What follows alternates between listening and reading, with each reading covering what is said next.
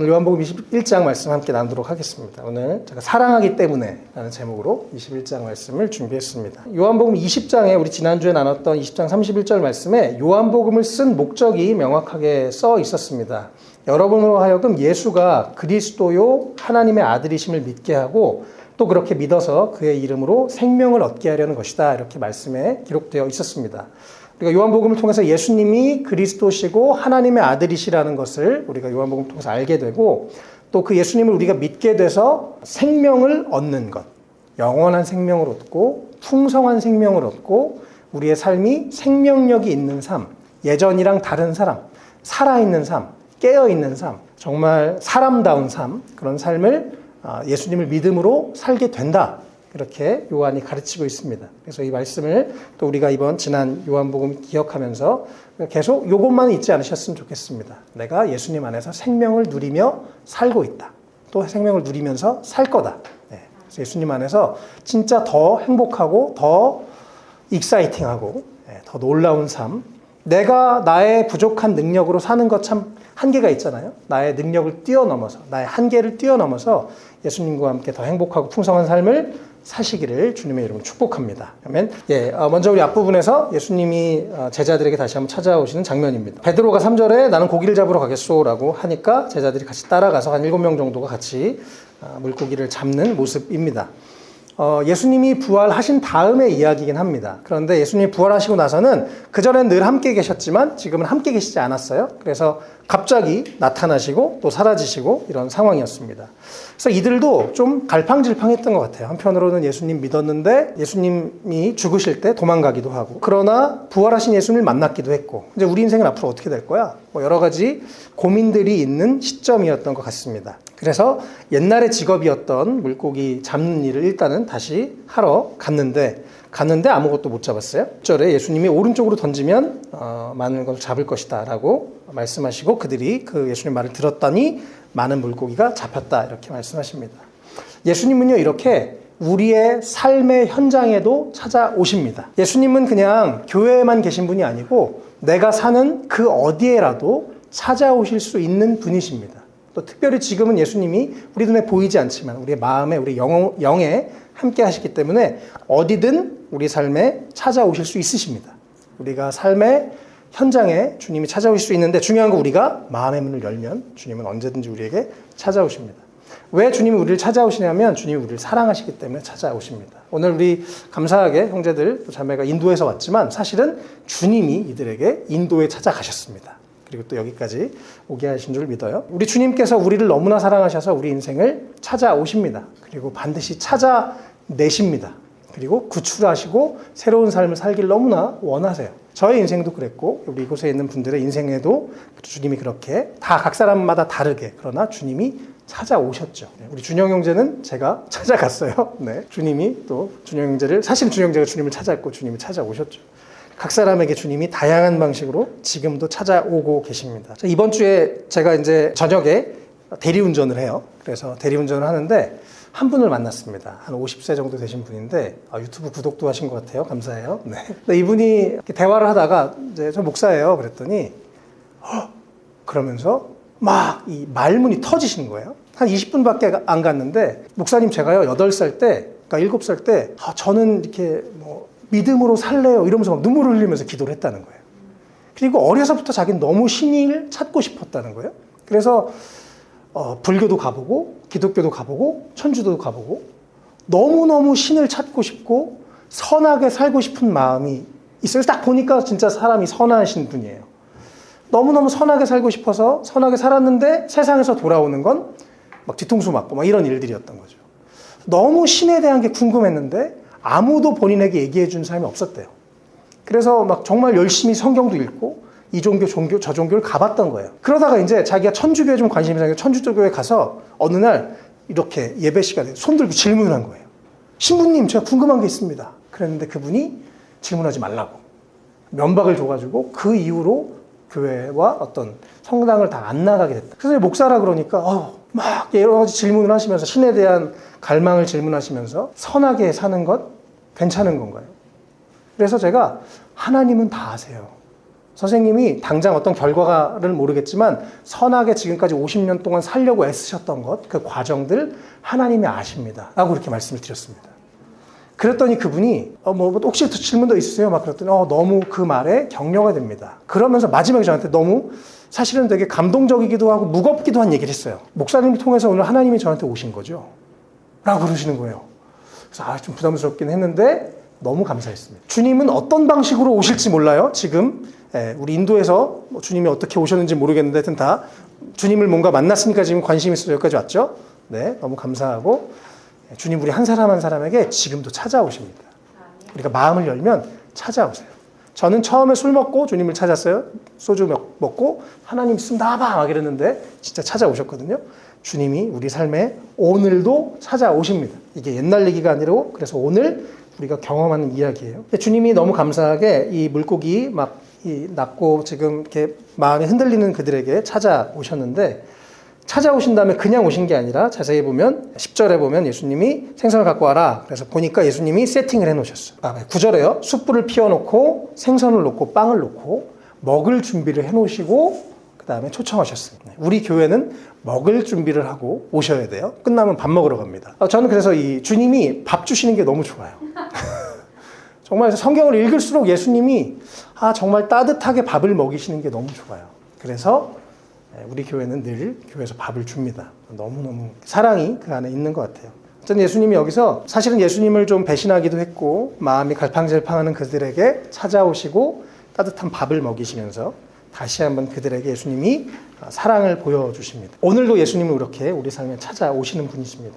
그리고 13절에 너무 감사하게 이제 그들이 처음에 누구지? 막 그랬다가 예수님은 되게 친절한 단어로 얘들아 이러면서 오셨어요. 그리고 먹을 걸 준비해 놓으시고 이제 오신 다음에 이들이 왔을 때 음식을 주시면서 13절에 빵을 집어주시고 생선을 주시고 구워주시면서 사랑을 그들에게 보여주셨습니다. 예수님의 변하지 않는 사랑. 나는 언제나 너희를 사랑해.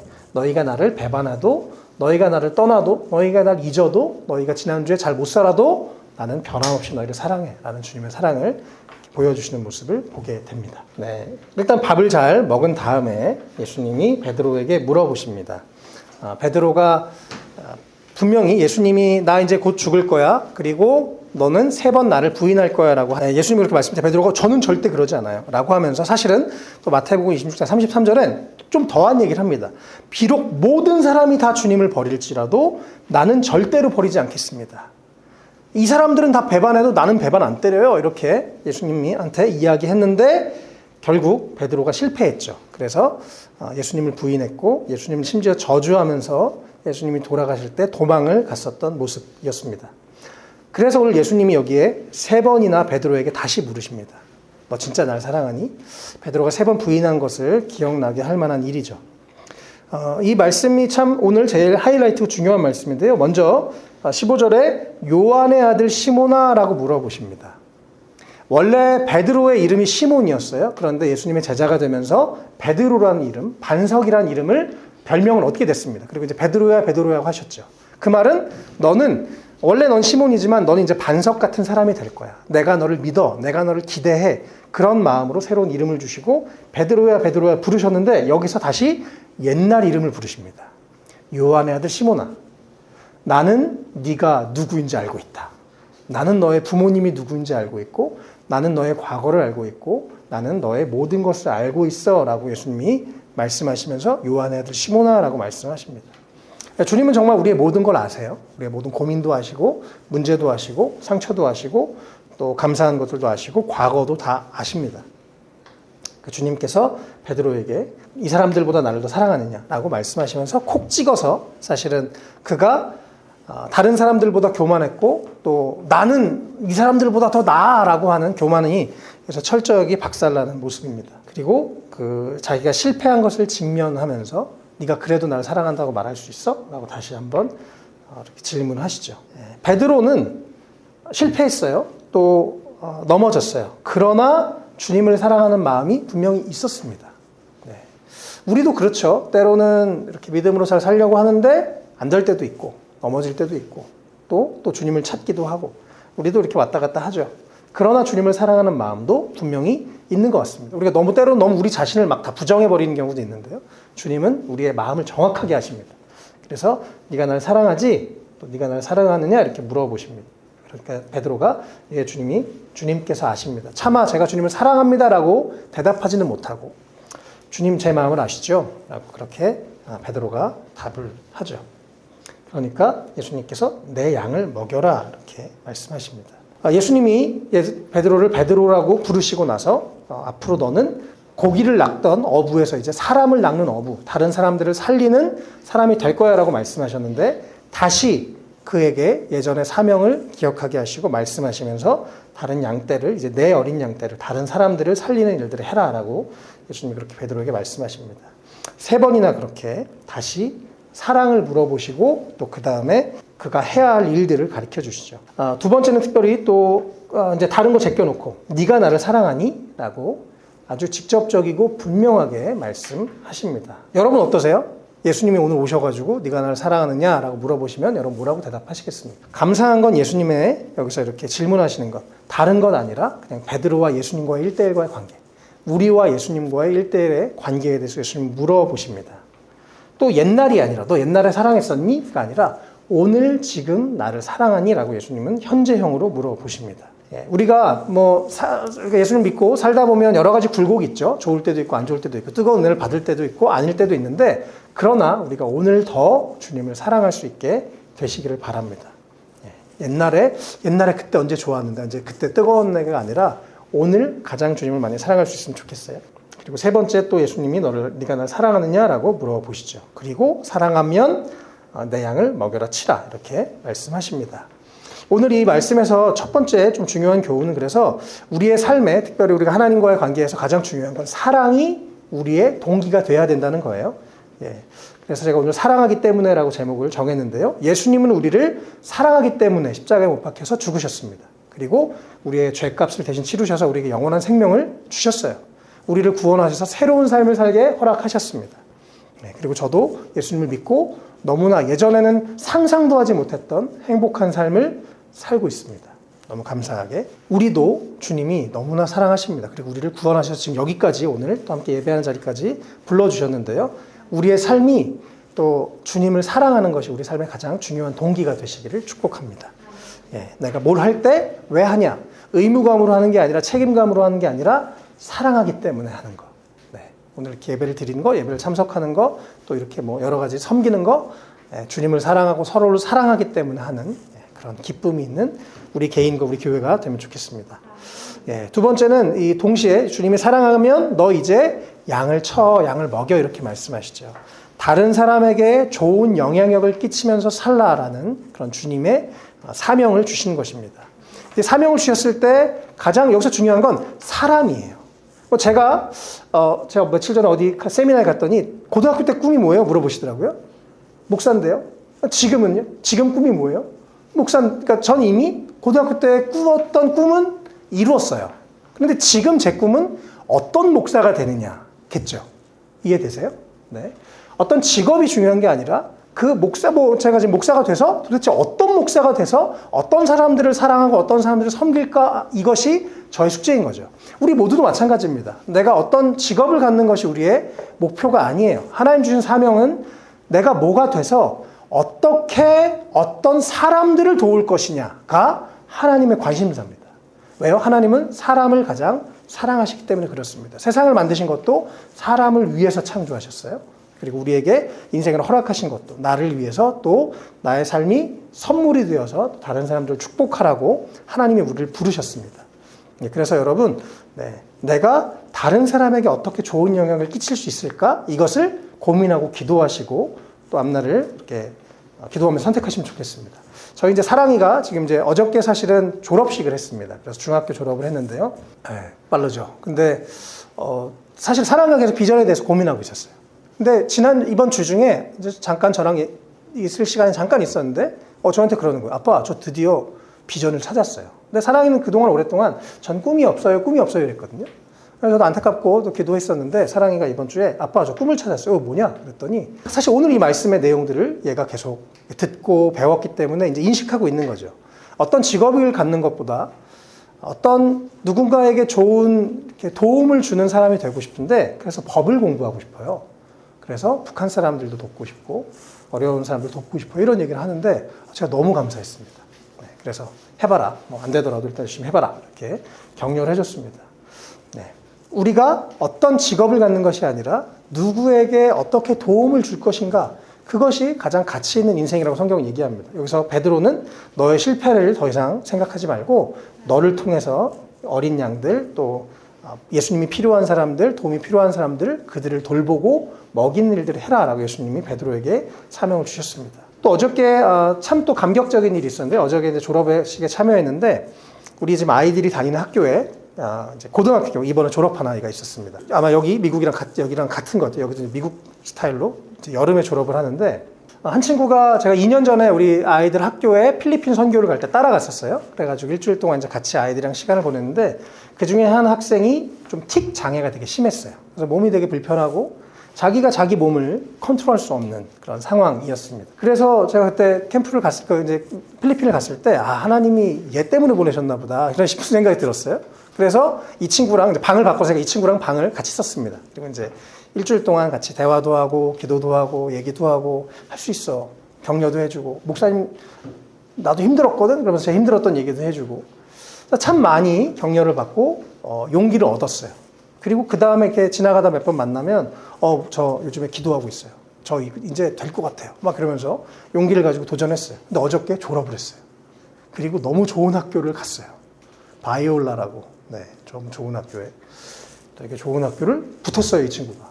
저도 너무 기대한 것보다 너무 잘해서 감사하고 불편하지만 그것을 뚫고 이겨나간 그 모습이 너무 자랑스럽고 그래서 어저께 막 이 아이 이렇게 안아주는데 너무 기뻐서 울컥했습니다. 그냥 제가 잠깐 2년 전에 4박 5일 같이 그들이랑 시간을 보내고 하면서 그냥 그 아이를 격려했는데 제가 부모도 아닌데 그 아이가 졸업하고 좋은 이렇게 결과를 얻은 걸 보면서 너무너무 기뻤습니다. 그러면서 다시 한번 오늘 말씀처럼 사람을 돌보고 사람을 사랑하고 내가 가능한 도울 수 있는 사람을 돕는 게 얼마나 행복한 일인지 다시 한번 생각해 보게 됐습니다. 네, 우리 이곳에 계신 모든 분들도 내가 시간이 지났을 때 내 주변에 아이들, 후배들, 동생들, 뭐 여러 사람들, 도움이 필요한 사람들, 나 때문에 더 그런 도움을 받게 되고 그들이 나 때문에 하나님을 만나게 되고 또 나에게 선한 영향력을 받게 되는 그런 기쁨이 우리 모두에게도 있었으면 좋겠습니다. 네, 가장 중요한 것 사람입니다. 꼭 기억하시면 좋겠어요. 그래서 예수님이 3번이나 이렇게 내 양을 쳐라, 내 양을 먹여라 라고 예수님 말씀하십니다. 예수님이 베드로에게 사명을 주신 다음에요. 20절에 보면 20절에 이제 베드로가 자기의 좀 실패와 부족한 것, 예수님이 그것을 다 넘어서서 다시 한번 이렇게 꿈을 주시고 사명을 주셨고 그 다음에 20절에 베드로가 보니까 예수님께서 사랑하시던 제자 바로 요한복음 썼던 요한이 따라오고 있었어요. 베드로가 보니까 옆에 있으니까 베드로가 물어보죠. 21절에 이 제자를 보고서 예수님께 물어봅니다. 주님, 이 사람은 어떻게 되겠습니까? 이제 제가 제 사명은 알겠고 제가 주님의 뜻을 따라 다시 한번 사람을 돕고 하겠는데 그러면 이 옆에 있는 요한은 어떻게 되겠습니까? 라고 베드로가 물어보죠. 그때 예수님이 너무너무 중요한 말씀하십니다. 22절에 내가 올 때까지 그가 살아있기를 내가 바란다고 하는데 그것이 너랑 무슨 상관이 있느냐? 너는 나를 따라라. 앞에 말은 뭐 어렵고 별로 중요하지 않습니다. 중요한 말은 그것이 너와 무슨 상관이 있느냐? 너는 나를 따르라. 라고 예수님 말씀하십니다. 너무너무 중요해요. 특별히 요즘에 우리가 SNS를 많이 하고, 막 SNS에 우리가 보통 좋은 것만 올리잖아요. 그렇죠? 뭐 가끔 뭐 망가지고 이런 거 올리지만 대부분 좋은 것만 올리고, 그거 보다 보면 서로 부러워하고, 나는 되게 불행한 것 같고, 다른 사람 되게 행복한 것 같고, 좋은 거 사는 것 같고, 뭐 좋은 데 놀러 가는 것 같고, 그런 생각들을 하게 됩니다. 그런데 우리가 주님을 따라갈 때 중요한 기억해야 될 한 가지는 다른 사람과 비교하지 말라는 것입니다. 예수님께서 오늘 너 무슨 상관이 있냐? 요한은 요한의 길을 갈 거고 너는 너의 길을 가면 되지. 왜 물어봐? 왜 비교해? 라고 예수님이 질문하십니다. 그러면서 너는 나를 따라라 라고 말씀하시는 것이죠. 우리 삶에서 내 삶에 향한 하나님의 뜻이 무엇인지 잘 기도하고 확인하고 또 꿈을 꾸고 또 사명을 가지고 살아야 되는데요. 중요한 것은 다른 사람들과 비교하지 않아야 되는 것입니다. 이 인간이요, 이 절대적인 박탈감보다 상대적 박탈감이 더 크다고 합니다. 저도 인도에 한번 가봤거든요. 인도 가면 그냥 사람들 뭐 가난하게도 살고 다양하게 살잖아요. 그냥 오히려 어떻게 보면 그들도 행복해 보일 때도 있어요. 그런데 서로 비교하기 시작하면 그게 가장 인간에게 힘들다고 합니다. 여기서 요한은 요한의 삶을 살고 베드로는 베드로의 삶을 사는 거죠. 근데 우리 삶에도 혹시 이렇게 왜 내 인생은 이래? 왜 내 환경은 이래? 왜 나는 이런 부족함이 있어? 왜 나는 이런 게 있어? 라고 우리가 다른 사람들과 비교하면서 스스로를 너무 깎아내리거나 스스로를 너무 안 좋게 여기거나 부족하게 여기거나 하는 일들이 참 많습니다. 적어도 저는 참 많이 그랬던 것 같아요. 나중에 이렇게 시간을 돌아보면 어렸을 때 그렇게 아주 힘든 것만은 아니었는데 또 저보다 더 힘든 사람들도 많았는데 너무 이렇게 비교하면서 스스로를 자책했던 것 같습니다. 또 한편으로는요, 이런 경우도 있어요. 제가 이번 주에도 그런 대화를 어떤 분이랑 대화하다 그런 얘기를 했는데 저한테 그러는 거예요. 저는 제가 너무 부족한 사람이에요.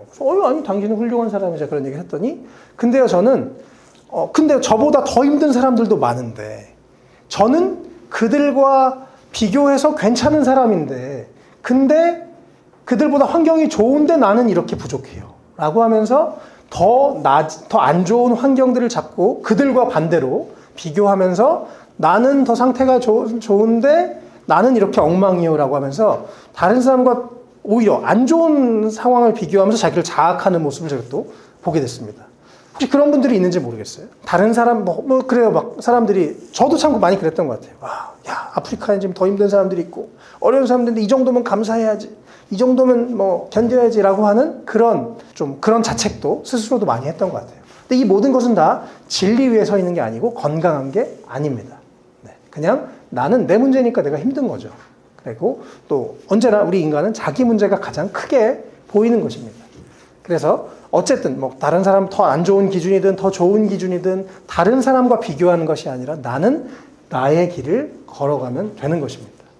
네, 이것이 주님이 오늘 베드로에게 말씀하신 것이고 오늘 우리에게 말씀하신 것입니다.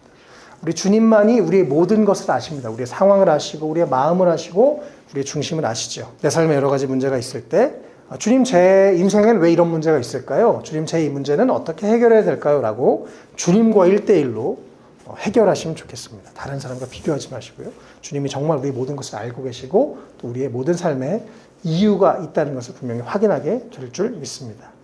네, 오늘 이 요한복음 21장 말씀을 통해서 제가 3가지 교훈의 내용들을 함께 봤는데요. 첫 번째는 우리의 모든 삶이 사랑이 동기가 되면 좋겠어요. 그리고 또 주님을 사랑하는 마음으로 주님의 사랑을 기억하면서 우리 그렇게 사랑의 동기가 되어서 우리 모든 일들을 행동하고 살았으면 좋겠습니다. 두 번째, 우리 삶의 가장 큰 중요한 목표는 다른 사람에게 영향을 끼치는 것, 바로 사랑하면서 사는 것이 주님이 우리를 향한 계획입니다. 그래서 우리도 내가 어떻게 다른 사람에게 좋은 영향을 끼치며 살 수 있을지 우리가 고민해보고 또 기도하고 함께 꿈꾸는 우리가 됐으면 좋겠습니다. 그리고 그것이 이루어졌을 때 정말 너무 행복할 거예요. 여러분도 그런 기쁨을 주님 안에서 맛볼 수 있으셨으면 좋겠습니다. 마지막으로 세 번째, 비교하지 않는 삶. 더 높은 기준과 더 낮은 기준, 다른 사람들을 이렇게 기준으로 두지 말고 그냥 우리가 주님 앞에서 나에게 허락된 길을 기쁨과 감사로 잘 걸어가는 우리가 되면 좋겠습니다.